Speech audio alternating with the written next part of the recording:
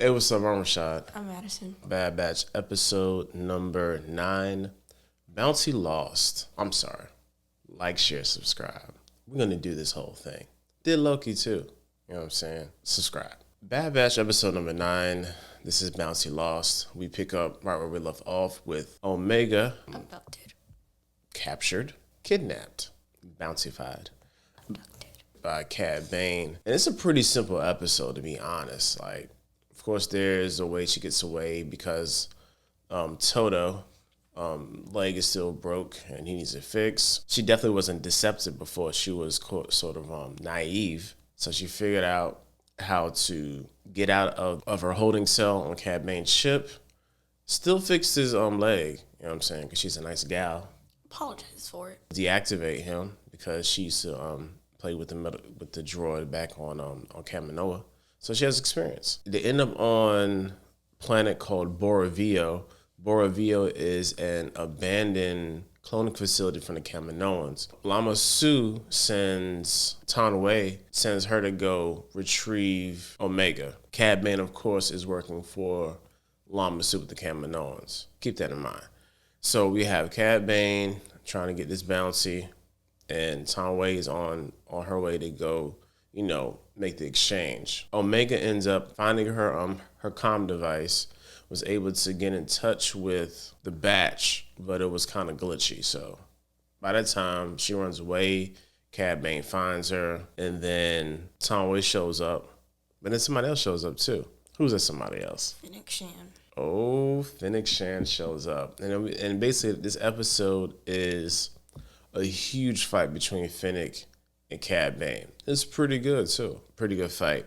A lot of back and forth. They didn't try to kill anybody. Of course, they can't kill Fennec. And I'm pretty sure that Cad Bane hasn't been in, like, comic books and stuff. I'm not sure the time-wise. But it had a good back and forth fight. This also establishes Fennec Shan as a formidable foe for the bounty hunters. Cat out here, he about 60 years old, basically telling her, like, you ain't got enough years to be fighting me. She goes toe to toe, girl power, all that good stuff, and really holds her own. So that was like the best part of this episode, is watching them go back and forth.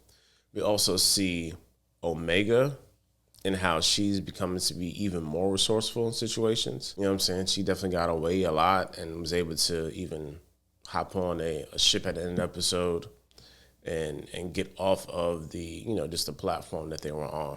So, yeah. What you think about the episode? It's all right. Pretty basic, She gets captured. She's a main character, so she can't die. And she's a kid, especially, so definitely can't die. So they saved her.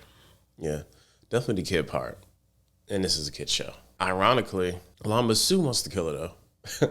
Lama Su says to the other cameraman, I forgot her name, like, after Namaste, she wants to get Omega back.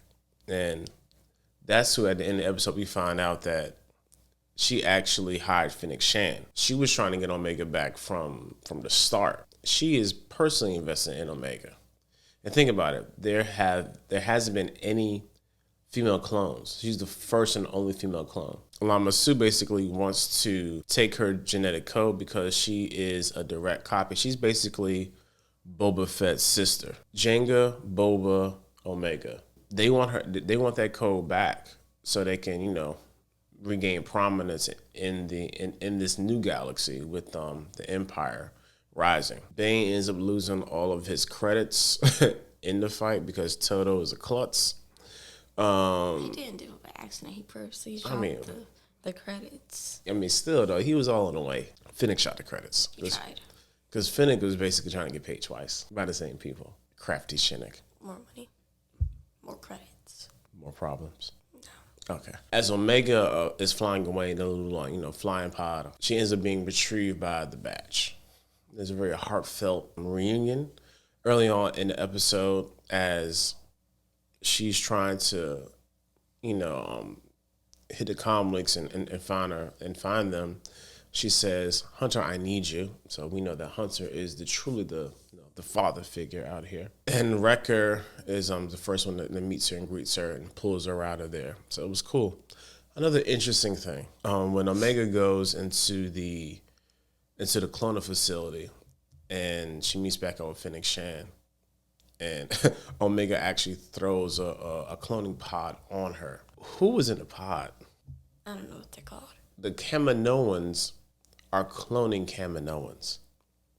Like, the thing slid it out of there and landed right on top of Fennec Shan. He was like, ooh. It looked like those inflatable aliens that people used to buy. It did. It really did. Yeah. That probably stunk badly. It had to. Yeah, I feel like if this was like live action, it would have been way more like, ugh, gross. This was real. She would have thrown up in real life. Man, good episode though. Like, I really appreciate it. I was really worried because last episode was really good. You know what I'm saying? And I was worried that it was going to be like, you know, a nosedive into just, you know, we walking and talking exposition. But this was all action, so appreciate you guys. That's all we got, man. That's really it. Catch y'all on the next one. Like, share, subscribe, all the good things. See you on tomorrow vlog. Monday, 7 a.m., new podcast, me and Keisha. Wednesday, Loki. If you haven't seen Loki, like, you should watch that. It's been really good. And come watch the reviews, too. All right? Till next time.